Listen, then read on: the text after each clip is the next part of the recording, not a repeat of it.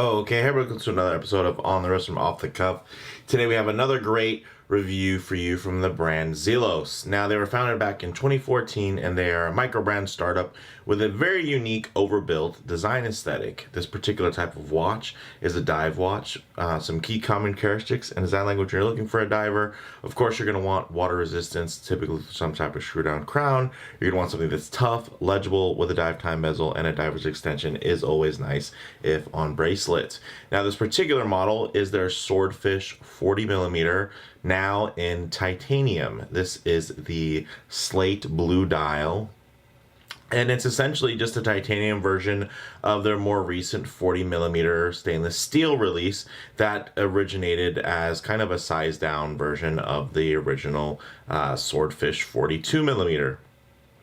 Now, it was named after the swordfish in terms of it being one of the fastest fish to swim the ocean. Also, it has this blend of angular aerodynamic surfaces and very exceptional components now to include titanium. This one is actually going for $329 direct, but that is for the launch special pricing. So that will actually change depending on when you're watching this on October 31st. After that, it'll increase to $429, and that is while supplies last. I only mention that because Zelos is really known for selling out their models very, very quickly. I'm actually really surprised that these haven't sold out as quickly. I'm thinking maybe it's just the lack of coverage. So I'm happy to share this video with you guys. So with all that said, let's go ahead, zoom the camera out, get this piece in hand, and take a closer look.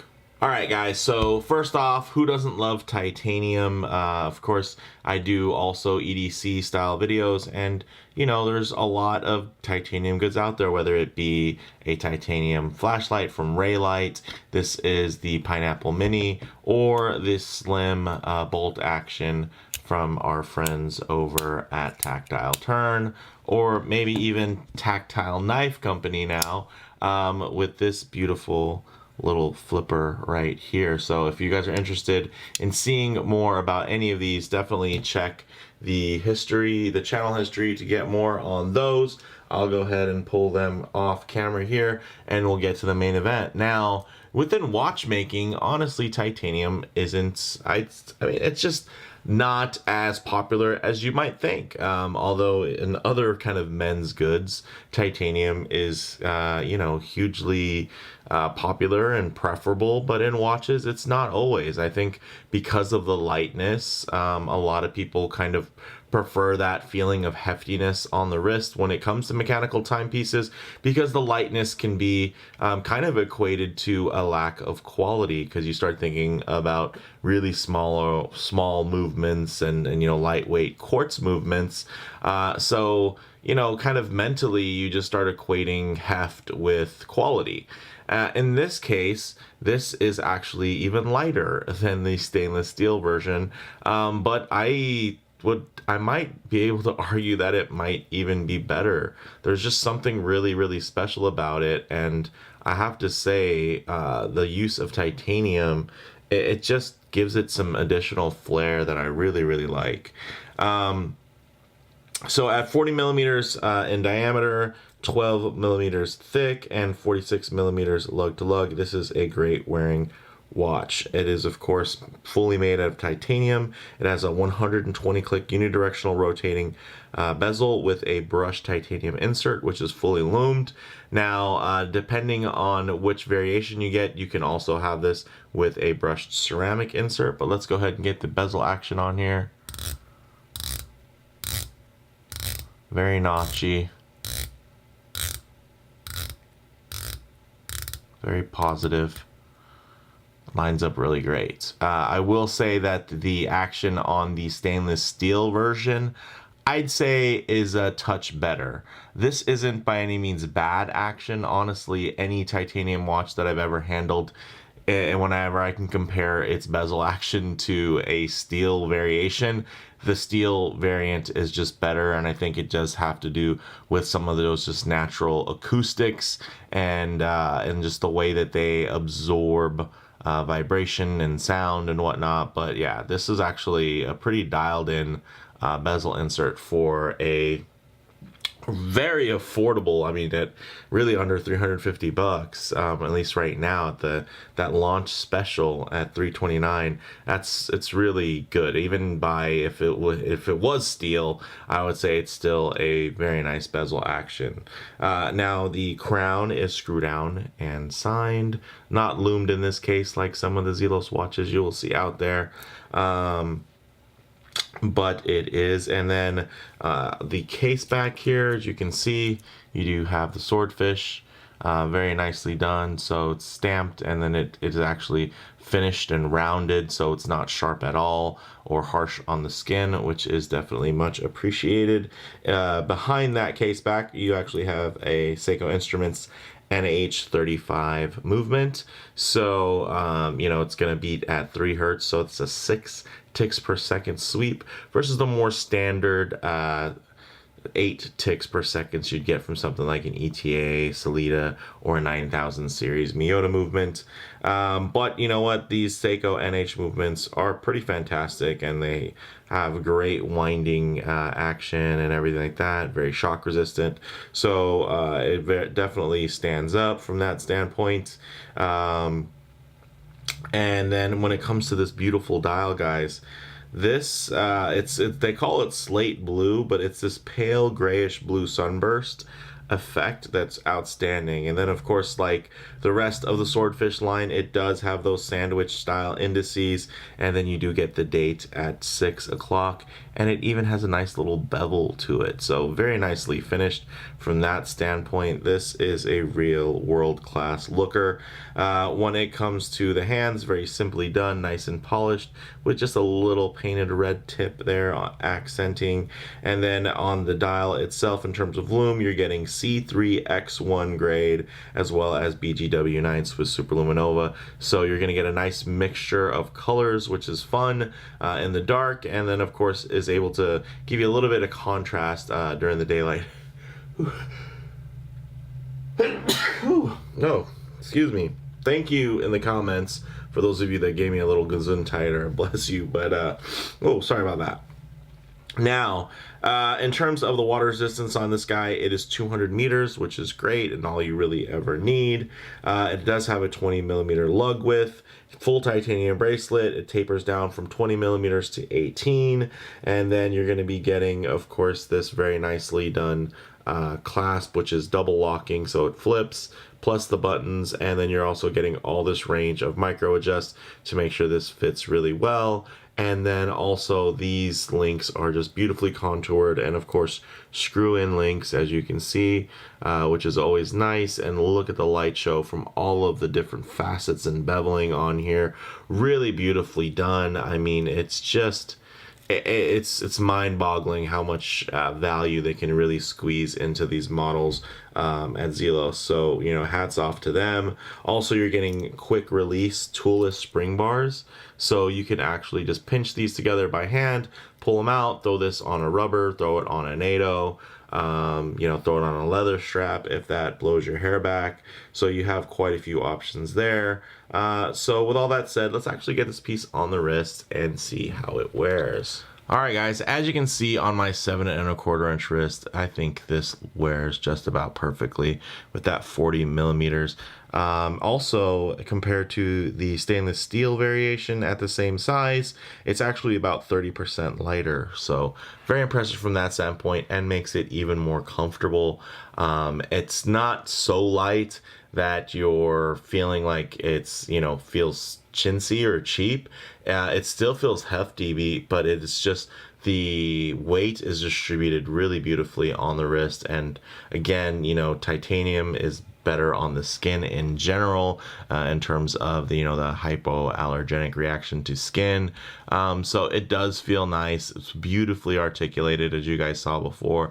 Look at the way that lays and just catches the light. Really beautiful. I mean, sure, there aren't really any high polished facets on there, but even in the brushed, this is looking fantastic.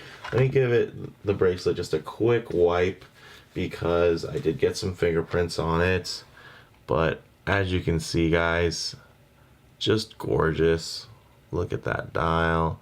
Fantastic. It just hits really some beautiful hues. I will say that the dial color itself is actually quite reminiscent to something like the Seiko Alpinist Mountain Glacier dial, which is that limited European model. And this has a very similar tone to it in that it just, with the grays and the blues and then the sunburst, and it just hits and renders in so many fun, interesting ways. I'm really, really digging that. And of course, it all does tie together with that beautiful sorry, not, I was almost going to say stainless, but that beautiful titanium bezel insert with the great circular brushing there. So really fantastic. Wears nice and flat, as you can see. Beautiful angles, but they still wrap around the wrist really quite well. Super comfortable from that standpoint. And then, yeah, you also add to the fact that it's not only well designed, it's also using a really great material on the skin, and also it's much lighter as well. So really well done in this titanium variation. But let's go ahead, get it off the wrist, set it up for some Lume Shots, low light transition, and closing thoughts. All right, we'll go ahead and hit the lights here.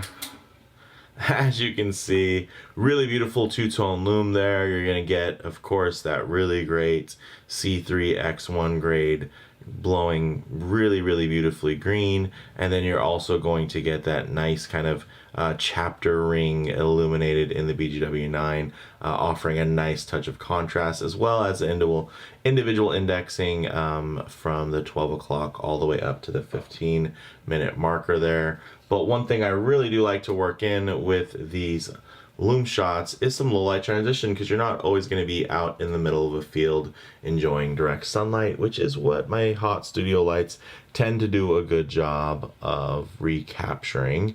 But for the most part, you might be, in less than optimal lighting, whether you're coming in and out of a building, walking underneath an overhang, maybe underneath the shade of a tree, or just spending time in your favorite automobile. The way your watch is going to look is going to appear a lot different than a well-lit studio shot. So I like to get even into some harsher lighting conditions, like here, where you're getting really high contrast, and you're actually able to see the way the light rolls off of the brushing, very uniform. I mean, this would typically expose any types of signs of wear, as well as any factory defects within that finish. You can see here, really quite immaculate, definitely tool quality, very high quality, but not quite anything within the range of luxury like or anything like that in terms of refinement. But man, this really hits all marks when it comes to just being a fantastic and very wearable tool watch.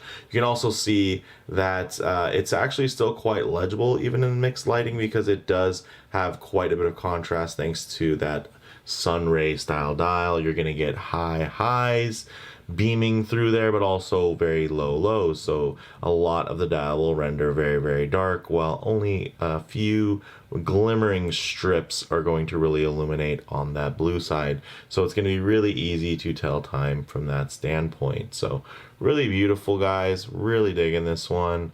But let's go ahead and get into some closing thoughts. All right, guys, on the wrist, very compact, but still very, very solid. Again, you're getting 30% lighter than the steel variation, so that is very nice. And that steel watch, although, same size, being a 40 millimeter, and it was a little bit smaller than the larger 42 millimeter variation, I will say it still felt like a very hefty watch. This watch really sheds that heft, but it keeps the really beautiful dynamic look. So I think that's really great. It feels really wonderful, and I can get sportier with it, and really just kind of feel unrestricted, which is really nice. I can swing my arm around or anything like that, and because of the more lightweight feeling, it just you know, it builds less inertia from that standpoint, if that makes any sense. So it's just a little bit more comfortable from that standpoint, and I dig it. Not that the steel model felt heavy, and not that this one really feels super light. It just feels, I think, that much more dialed in and just refined in general. So I'm really appreciating that. Now, in terms of model variations, definitely check for current availability. There are quite a few different variants that are out there, and pretty much release to release, they even update, you know, variants as they go. So definitely check, because depending on where you're watching this, there might be nothing available, or there might be some new stuff available. So yeah, check it out. The links will be in the video description. In terms of comparable models, guys, for me, I've always really likened the Swordfish model, but you know, particularly the larger 42 millimeter variation of the Swordfish, but I've compared that to the Seiko Samurai. You know, very similar in terms of price point, very similar angular aesthetics from that standpoint as well. But you know, honestly, the Zelos is better in pretty much every measurable aspect, though, in terms of the execution, and I think in a lot of ways, even from a design aspect. And then add to that they've even made it smaller now at 40 millimeters, and you can get it in steel or titanium. So I think that's fantastic, and it makes a, you know, a very wearable watch even that much more wearable. So I can appreciate that. For me, guys, bottom line, you're still getting a lot of watch for the money. It wears really, really well. And you know, these are highly desirable within this following. There's a lot of people that will have a collection of Zelos watches, and now because of kind of the growth and diversity that they've been able to manage with some of these newer high-end models, where they be, you know, fully skeletonized using special movements, special case materials, Damascus. You know, there's just so many cool different things that Zelos are doing right now that I would say even people that are in the higher end aspect now are getting a little bit of name recognition on Zelos, and people can kind of even buy these, you know, under $400 models and still get a lot of bang per buck, and then now even a touch of street cred to go with it. So I think that's really cool and unique in terms of Zelos. And yeah, there's just a lot of great feedback on them, and I really can't argue with it, because you know, I've had nothing but really great experiences with the brand, and now they even have a couple of sub brands and sister brands. So definitely keep an eye on the channel for more reviews from this team. So with all that said, guys, if you like the video, please do hit like, and if you haven't already, please do subscribe for more content just like this. Thanks, guys.